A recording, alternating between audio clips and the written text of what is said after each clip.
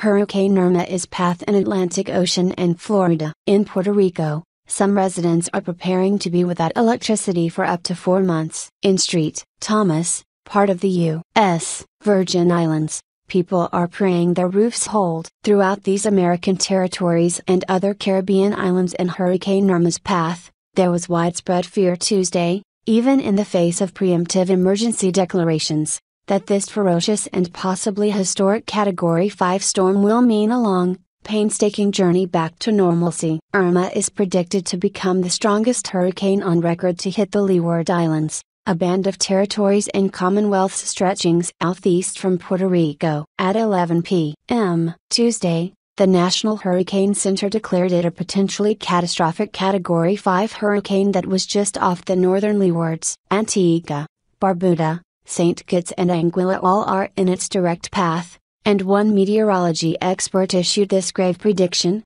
the Leeward Islands are going to get destroyed, said Colorado State University professor Phil Klotzbach. I just pray that this thing wobbles and misses them, Klotzbach told the Associated Press. This is a serious storm. Hurricane warnings have been issued for Antigua, Puerto Rico, the U.S., and British Virgin Islands, as well as parts of the Dominican Republic. Irma's center could pass to the north of Puerto Rico and the U.S. Virgin Islands, leaving them less prone to the storm's most ferocious elements, but damaging winds, pounding rain and a large storm surge remain likely. When Antigua's airport was closed Tuesday, visitors were sent away with advice to seek protection from the storm and a prayer, "May God protect us all." It's been chaos all day long, said Andrea Pujals, who lives in Guaynabo, a suburb of Puerto Rico's capital, San Juan. There's nothing left at the supermarket. They're saying the airport will be closed for days. They're saying there's not going to be any light for 3 to 4 months. Pujals,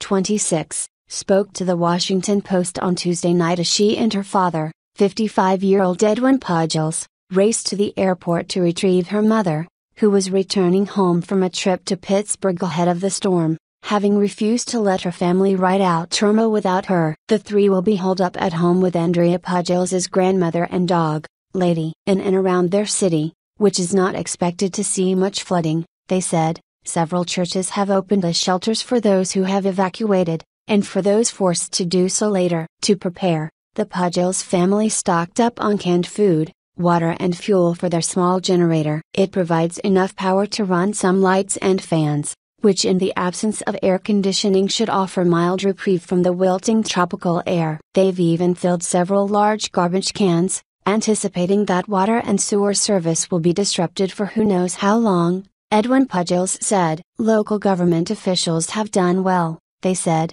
encouraging residents to prepare by stockpiling supplies, avoiding dangerous places or unnecessary risks, and leaving areas most prone to flooding. But with rain over rain over rain, Andrea Pujals added, we're just hoping it doesn't get any worse than what has been forecast. Farther east, municipalities throughout the U.S. Virgin Islands are bracing for destruction of the like its 107,000 residents have not experienced since Hurricane Marilyn in 1995 and, very possibly, Hurricane Hugo in 1989. Both storms, Marilyn hit St. Thomas as a strong Category 2, Hugo struck St. Croix as a Category 4, claimed lives, leveled homes and business, and knocked out basic services for months.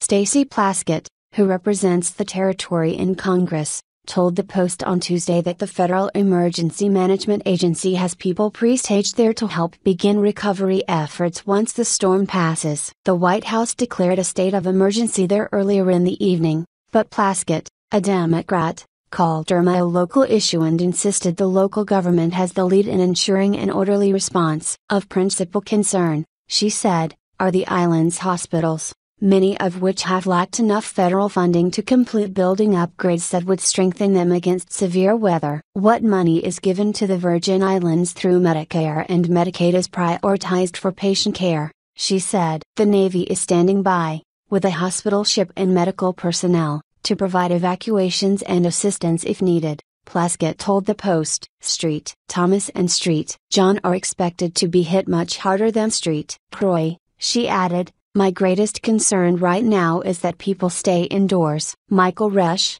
whose father built St. Thomas's Island Beachcomber Hotel in 1957, had moved all guests to the building's first floor and stowed any pool furniture that could become airborne in Irma's powerful winds. He is hopeful that reinforcements made to the hotel after Hurricane Hugo will keep the roof intact in his hotel's 3 buildings, and that any power loss will be brief. "The Island Beachcomber doesn't have a generator," he said. "If there's a good thing about being on an island in a hurricane, it's that the storm doesn't get stuck over the land," Resch said, referring to the days-long battering that Texas took during Hurricane Harvey. "It'll be gone in 12 to 20 hours. But Mother Nature," and then Resch paused. Tropical Storm Jose forms in Atlantic Ocean. Tropical Storm Jose has formed in the open Atlantic far from land. Jose is located to the east of Hurricane Irma, which is a powerful and dangerous storm heading toward Antigua and perhaps the United States. Irma formed on the heels of Hurricane Harvey,